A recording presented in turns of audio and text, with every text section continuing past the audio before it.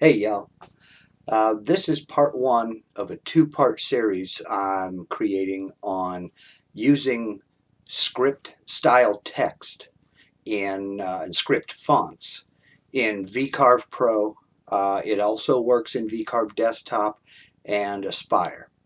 And in this video, I'm going to talk about some of the fonts that, while they look nice on a printed page, just aren't appropriate for working with in V-carving or doing profile script cutouts.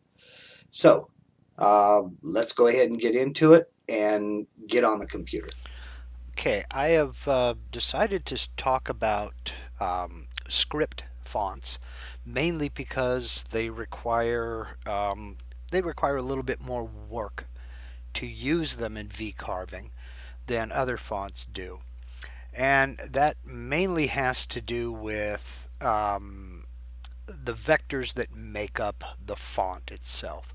So to show you what I'm talking about, let's go over here and get into the draw text um, window, and I'm just going to come up with something here.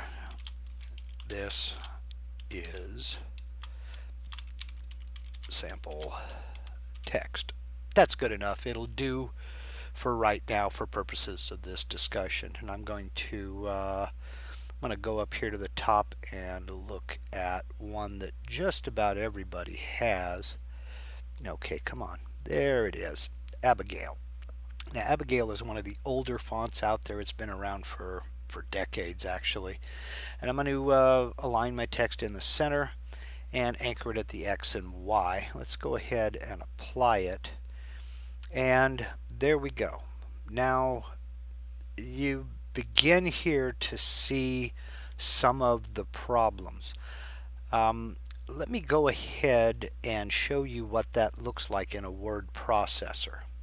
Okay, now this is Abigail script up here, and in the word processor it's not real easy to zoom in on this, but in a word processor you have these flourishes up here on this capital T, and same here with this capital I, and basically you're looking for a nice wide area here, and then they want it to trail off into some thin scrolls here.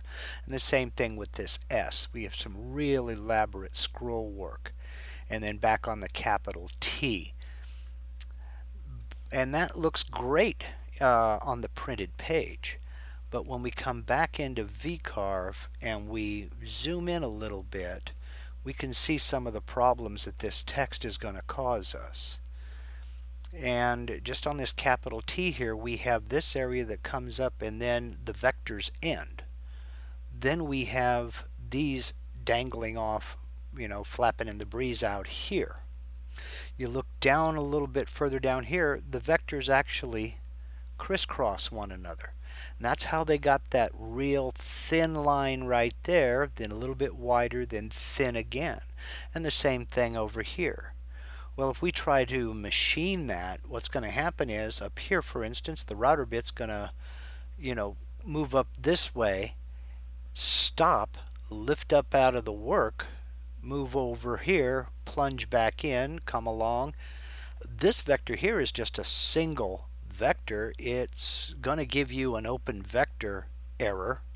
Then it would, if it cuts it at all, it'll lift up from here and plunge in and start doing this. So with these narrow gaps in between the vectors down here, as you know, when you're V-carving, the software calculates the toolpaths based upon the distance between this vector here and this vector here.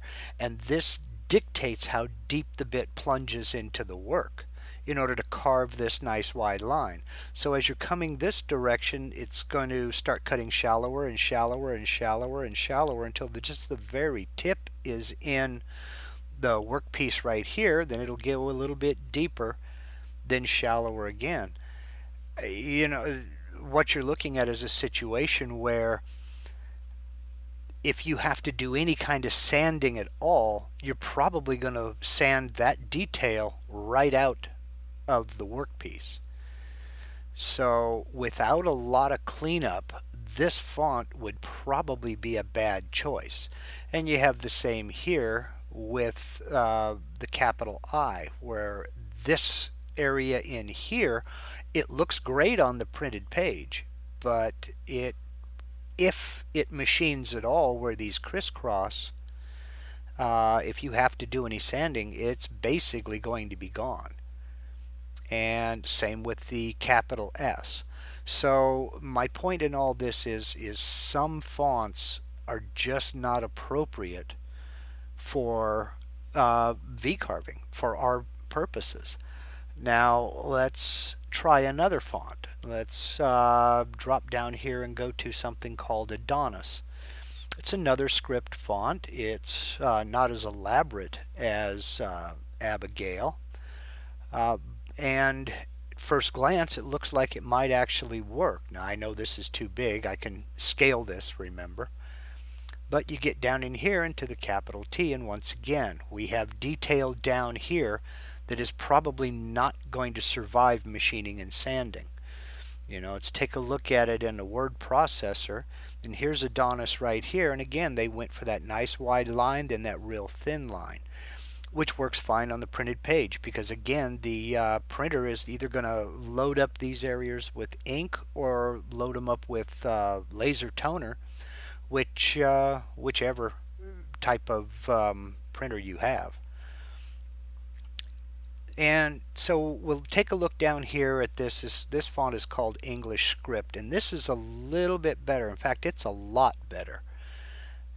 And this may actually suit our purposes as far as a script font is concerned. So let's go back into VCarve from the word processor, and let's look for English Script. I'll scroll down here to it, and whoops, past it.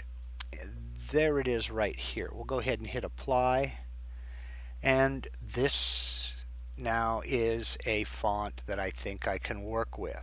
I think I can use this. In fact, let me go ahead and make a modification real quick. And I'll click in front of my capital S, backspace to eliminate that space because the computer counts spaces as a character. Hit enter to give me a hard return here. Hit apply, and that puts it on my piece of material. Without me having to resize the height. Now if I look here, I don't have any vectors that are too close together. None of them crisscross. Everything works out just fine. Now I do have some joins here where the H flows into the I and the I doesn't quite connect with the S, but those can be cleaned up with a little bit of kerning and a little bit of node editing.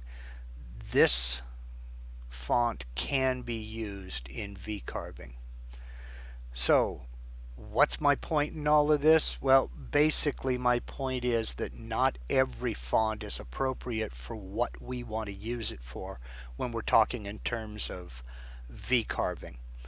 And it's just basically going to take a little bit of experimentation on your part to be able to go through your font list and figure out which fonts work, which fonts don't. And you may need to download some new ones. You may need to get rid of some old ones if you're not using them for other things. Fonts are one of those things that it's real easy to find. They're real easy to add. They're real easy to get rid of. So if you're not using it, they're also real easy to collect too many of and have a disorganized mess over here.